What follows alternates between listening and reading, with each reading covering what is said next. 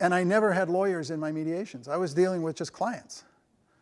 And I mean, I look at that now and I think that's really rarefied air to be able to just get a dynamic between the people in that room and create whatever success is going to come out of that. And the success is going to depend upon the effort that the clients make. So the challenge became, how do I get them to make that effort? How do I get them to not come in the room and just think it's going to get done for them?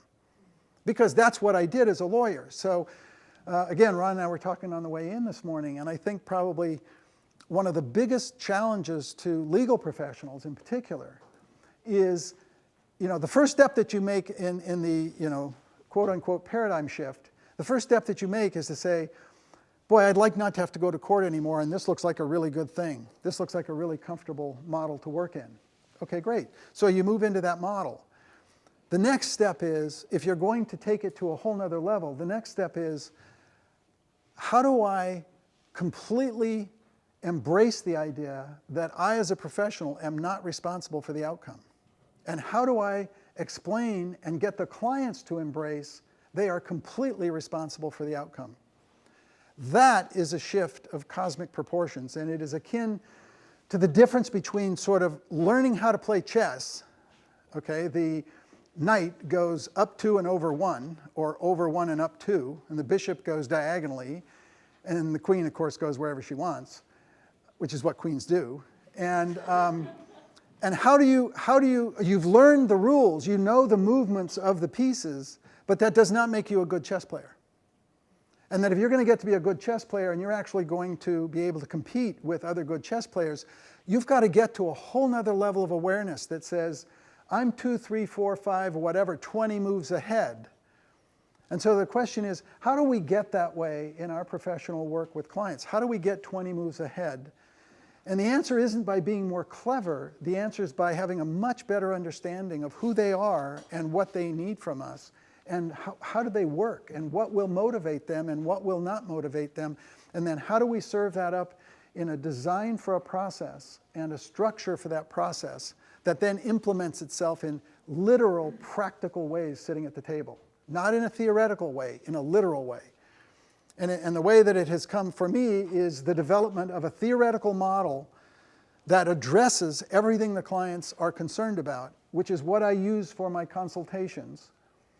And going back to that model I told you I designed as a business model that I'm still using, it left me a half an hour in the morning and a half an hour in the afternoon for an initial consultation. And I didn't think I needed any more than that. I mean, I didn't leave myself any more than that, so I got stuck with that. And what I found over the years is that to get somebody to come in and in the space of 30 minutes, have them decide they're going to sign up for a session and work, I had to make that 30 minutes a kind of a haiku, where every syllable counted. Well, then that made me focus on, all right, what is the script I'm giving these people, and how do I know that it's making something vibrate inside them? And after a while, you get it because you see it in their eyes. And so the challenge for us as professionals to get beyond becoming someone who knows the moves of chess is to be able to say things to them that have them going like this when they're coming in so troubled and they come in with their heads shaking back and forth. They don't see any outcome that's going to work. They don't see any path to success. And then suddenly they start saying yes to the questions that you ask them. Those have to be really strategic questions. And those have to be questions that are vibrating with them, not simply convincing them to take kind of a flying leap. It's not a Kierkegaardian experience for them. It's very fundamental. And all we need to do is for them to just take one step forward and say, you know what, you can just ease on to that, but when you do, you're going to be on solid ground. But so I hope you're incentivized to trust enough to take that first step. Because that step will lead to more steps, and then by the time you're walking and you're taking a journey, and by the time we're done, you're at a successful conclusion.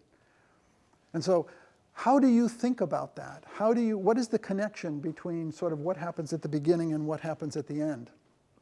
Oops, I go this way. So understanding who the clients are and what they need, not in an abstract way, in a completely real way, because they're real, they're very real. They're real like gravity is real, Every time I let that go, it's going to fall.